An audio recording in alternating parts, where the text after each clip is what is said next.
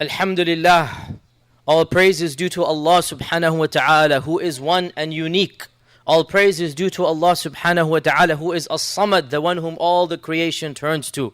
All praise is due to Allah subhanahu wa ta'ala, the first and the last. My dear brothers and sisters, the reason that all of our young brothers and sisters are here today is because of a national festival that takes place. And that is the festival of Christmas.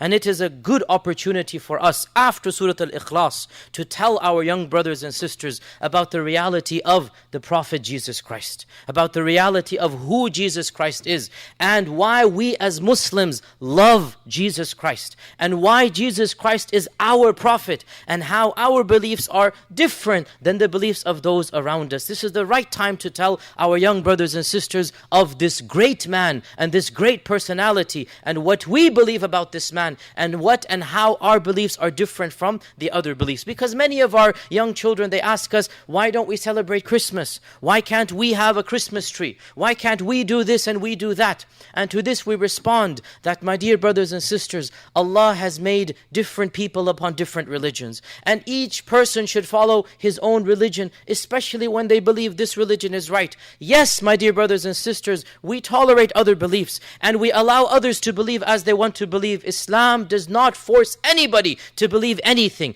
but we do believe in the truth that Allah is one. And we say that anybody who believes other than this is wrong and mistaken in this regard. And we do not preach intolerance, we do not preach hatred of others, but we do preach that Allah is one, and anybody who believes other than this, they are mistaken in their belief, and it is up to them and Allah will decide their fate. But our job is to preach, and our job is to tell others our beliefs, and it's their job if they want to listen, or if they don't want to listen, that's between them and Allah. So we tell our young brothers and sisters that every religion has its own days of celebration, its own holy days. Buddhists don't celebrate festivals of Islam, so we don't celebrate Buddhist festivals. Christians don't celebrate the festivals of the other religions like Zoroastrianism and Hinduism. And similarly, we as Muslims, we do not celebrate the holy days of other religions, because by celebrating those holy days, it's as if we are celebrating the concept behind the holy day. And for many Christians, the 25th of December is the celebration of the birth of a man they call the Son of God. And we don't believe God has a son. So if we were to celebrate that day, it's as if we too are saying, oh, we believe that God has a son. And we don't believe that God has a son. So we say to them that we are not going to celebrate on this day, even though, of course, our religion teaches us good manners. And we can say to them a generic statement such as, may God bless you, such as, may God guide you. We should not say Merry Christmas, because these phrases could be problematic. We don't want to bless Christmas. We don't believe in Christmas. We don't believe Jesus Christ was the Son of God and we're celebrating His birth in that manner. But we can say something generic such as, may God bless you, such as, happy day today, something like this that doesn't use the word Christmas, doesn't use any Christian slogan or Christian phrase. We can make a generic phrase, and we as Muslims, it's a good opportunity to tell the people around us that we also believe in Prophet Jesus, so much so that no Muslim can be a Muslim unless and until he loves the Prophet Jesus and he believes in Jesus Christ. And it is completely permissible to say Jesus Christ, because Jesus Christ is the Latinized version of Al-Masihu Isa. Al-Masih is Christ, means the one whom Allah has anointed. Masih means the one Allah has wiped. Masaha, to wipe. Anointed, He's been chosen. And Christos is the Latinized of Christ, of Al-Masih. Christos is the one who's been anointed. So they say Christ is Masih. This is the English or the Latin translation. And Isa, which is the Aramaic of Isa, when they translated it to Latin, it became Jesus. So there's nothing wrong with saying Jesus Christ. He is Christ. He is Masih. And Allah calls Him in the Quran Al-Masih Isa ibn Maryam. More than 8 times in the Quran, Allah says Al-Masih Isa, Jesus Christ. So we can say Jesus Christ, and we should say that Jesus Christ is our Prophet. And we love Him, the true love. And no Muslim is a Muslim until he believes in Jesus Christ. And you know know, my dear brothers and sisters, that Jesus Christ has been blessed in ways that no other prophet has been blessed with. Allah gave him so many blessings. He is one of the mightiest prophets. He is one of the best prophets ever to walk on the face of this earth. And we believe that Jesus Christ was given to the greatest woman, that the greatest lady ever to ever appear in the history of humanity. See, she is such a noble lady that we have a surah in the Quran named after her. And the angel told her, and her name is of course Maryam, the mother of Jesus. The angel told Maryam that Allah has chosen you above all other women. اصطفاك على نساء العالمين. And Maryam alayha salam was the most righteous of all ladies in the history of humanity. And then of course there are other ladies similar to her or a little bit lower than her. But no doubt the number one lady is Maryam alayha salam. So we should tell the Christians that Maryam or Mary, we respect her more than any other woman. And our Prophet Muhammad ﷺ commanded us to respect her. And he said that 4 are the women that have perfected their iman. And he began with the list with Maryam. Then he went on with Asiya and Khadija and Fatima. But the list began with Maryam alayhi salam. And she is the only one that is mentioned by name in the Quran out of these 4. By name, she is the only lady that is mentioned out of these 4. And we believe that one of the reasons why she was made so holy and so pure was that when she conceived a child, when she became pregnant, any other lady, her character would have been doubted. Her character would have been doubted. How could you become pregnant when you're not married? It is a sin in Islam to do these acts that result in pregnancy. It is a sin to fornicate. And any lady, when she becomes pregnant and she's not married, then clearly this is a problem. She must have done a sin. So when Maryam, and she is so pure, becomes pregnant, she is the only lady that when she says, I didn't do anything, she will actually be believed. She will actually be believed. And to add to the miracle, Jesus Christ was one of the only children in the history of humanity who spoke from the cradle. He spoke when he's a newborn infant. And it is narrated that 1 or 2 other people also spoke, but Jesus Christ was the only one who gave like a sermon. He gave a khutbah. Others, they spoke 1 word or 2. It is mentioned 1 or 2 other children, Allah blessed with a miracle of 1 word, maybe a pointing or a sign. But Jesus Christ, it is as if he gave a whole sermon. And he told the people all around gathered that Allah has sent me, I am a prophet, that you should worship Allah, pray to him. Allah has told me to be good to my mother. He's giving a khutbah, a sermon, as a 1-day-old baby. And no other child ever did this in the history of humanity. And this clearly showed the people that he is a messenger of God. And Jesus Christ, he performed miracles the likes of which no other prophet ever performed. He, as we know from the Quran, he healed the leper, he cured the one who was born blind, he resurrected the dead by the permission of Allah, he created life by the permission of Allah, he blew into a clay bird and the bird became a living bird. No other prophet did these types of miracles.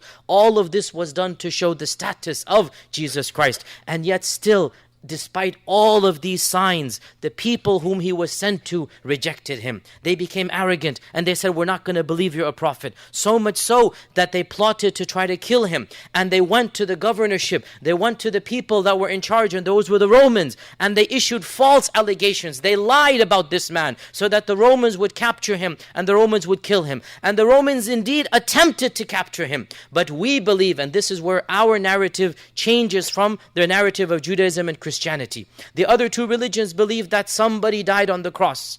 We believe that Jesus Christ, Isa, was never put on the cross.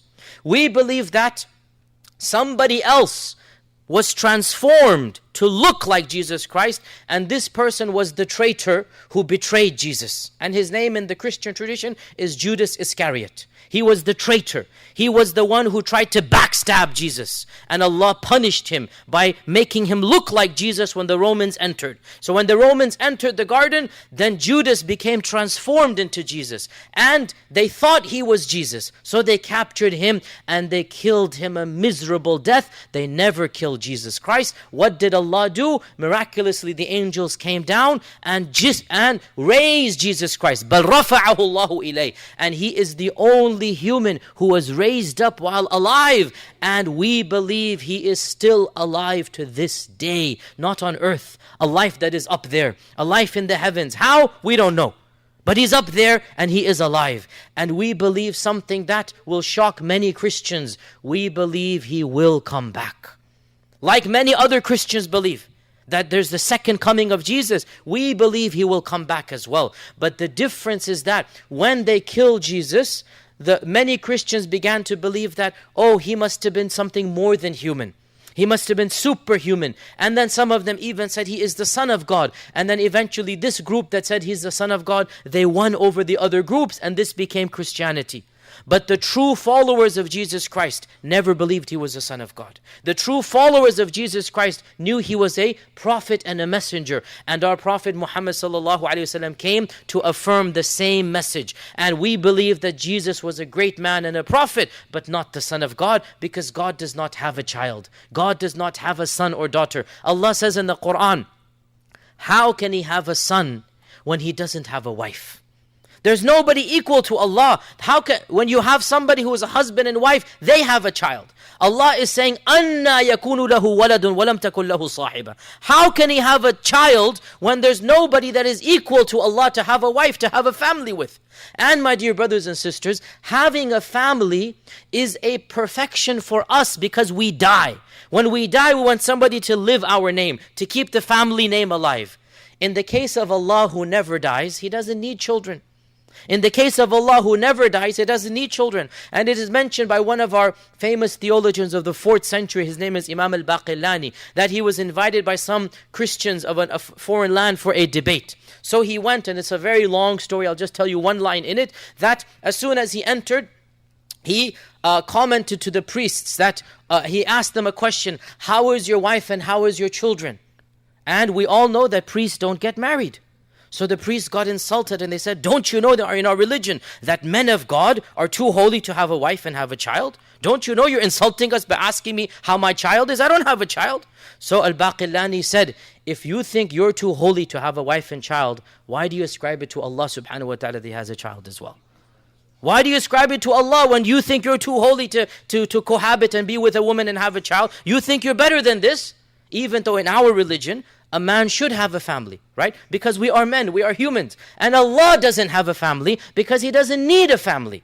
We need families because we want love, we want warmth, we want comfort, we want children to take over after us. Allah is unique. Allah is one. He doesn't need a cousin or daughter or uncle or son. And that's the point of our religion. Jesus Christ was a great prophet. He never claimed to be the Son of God, much less one of a Trinity. So my dear brothers and sisters, we as Muslims believe in Jesus Christ. And we believe we are the true followers of Jesus Christ. This is another point, my young brothers and sisters, that we need to understand. Do not think that Christians follow Jesus and we follow Muhammad. This is wrong. We follow Jesus and Muhammad sallallahu alaihi wasallam. We follow Moses and Abraham. We are the ones following all of the prophets of Allah. And others who say that Jesus is the Son of God have mistaken. They have misunderstood. They are not following the actual teachings of Jesus Christ. My young brothers and sisters in Islam, know that Jesus Christ is our prophet and we are the true followers of Jesus Christ. And our Prophet Muhammad sallallahu alaihi wasallam said that when Jesus returns back to this earth, He will judge by the Sharia, by the laws of Islam, and His own followers will recognize that they made a mistake and they will then embrace the true faith, and that is monotheism. That is Allah subhanahu wa ta'ala is one. My dear brothers and sisters in Islam, Surah Al-Ikhlas teaches us that our Lord is one Lord, our God is one God. It is such a simple belief, and yet so many other religions don't believe in this. Our job is to preach to others that we have one perfect God. He is unique. All other beings must turn to Him. He doesn't have a child, nor is He begotten, and there is nothing similar to Him. May Allah subhanahu wa ta'ala make us of those who preach this message, who believe this message, who teach this message.